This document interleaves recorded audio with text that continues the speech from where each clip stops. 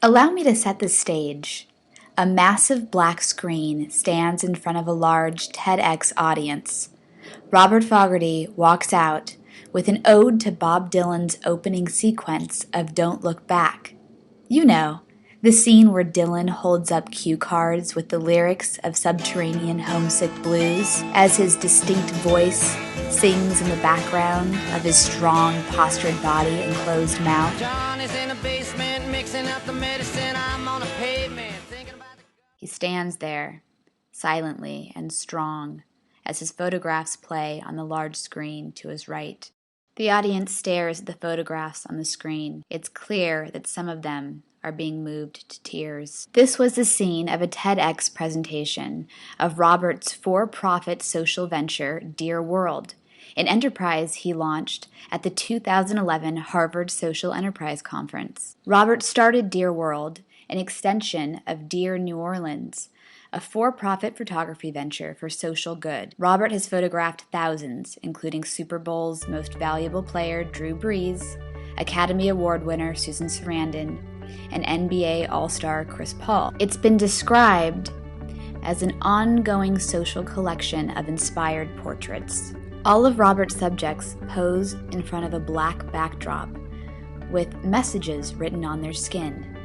These messages began as what Robert has proclaimed, love notes for New Orleans. He began Dear World as a way to help finance his nonprofit, Evacuteer. Evacuteer seeks to evacuate carless citizens of New Orleans in the event of a hurricane. In a 2005 Harvard University study of evacuees who remained in New Orleans during Hurricane Katrina, 55% stated that the reason they did not evacuate prior to the storm was that they did not have a vehicle or another method to evacuate. That same survey resulted in 42% of the evacuees stating that they did not think that they could have found a way to leave the city.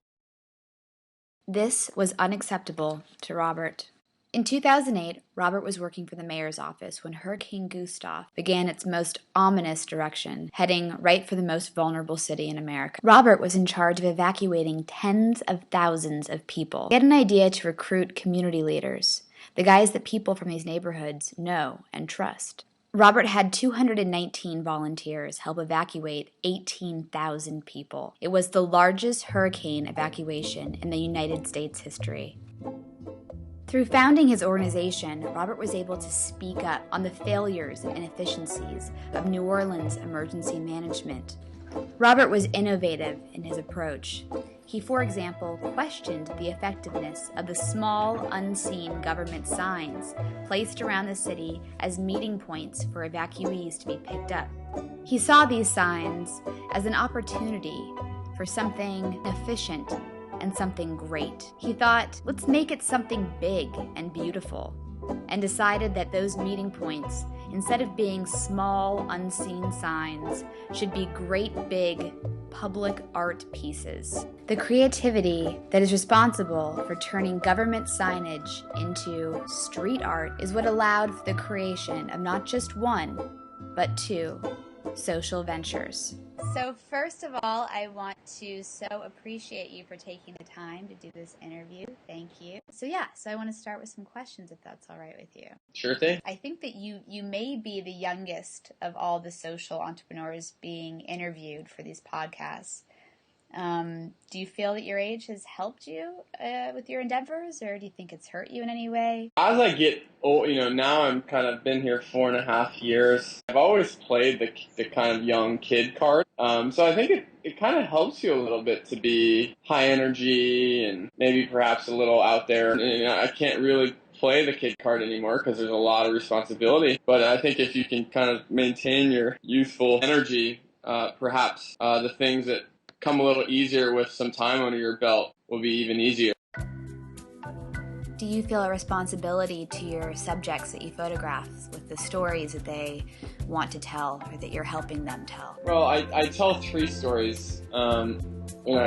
Cancer Free is the one that comes to me first, and that's, this guy who wrote, it was at just a random event, and it was pre-Dear World officially launching. That was one where, he was crying, and I was I was really scared to, be in this really intimate moment with these two people and taking their photo, and I was like, God, I hope I don't mess this up. And then I'm going to college, which is a kid named Daryl Scott, who just has this beautiful smile and symbolizes everything that's right in the world. And then last is a friend of mine named Masato Iijima, who survived the earthquake in Japan, who's married to an American guy, and she wrote "It's Okay" on her body, and it was kind of the last lines of a speech she gave to some Japanese Americans who were supporting the relief efforts in DC. And she said, with the support that we have here today, I know there's going to be a time where it's okay back home. Those are the three that stand out. There's many, many more.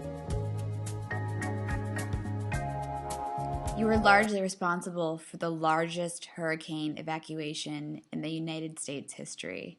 And because of that, you were featured on CNN. You were or have been a keynote speaker at Harvard's Social Enterprise Conference. You are a featured participant at Clinton Global Initiatives.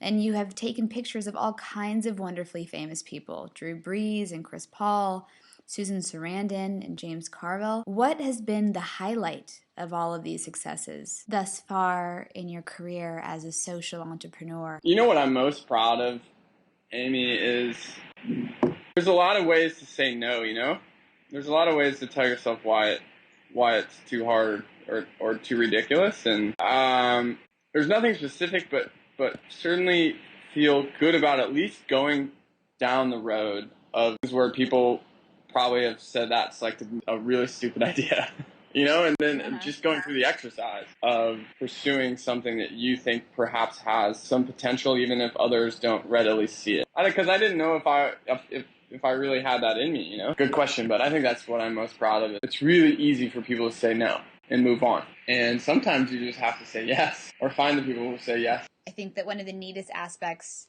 of the emerging field of social enterprise is the network of social entrepreneurs who seem to be such a collaborative group.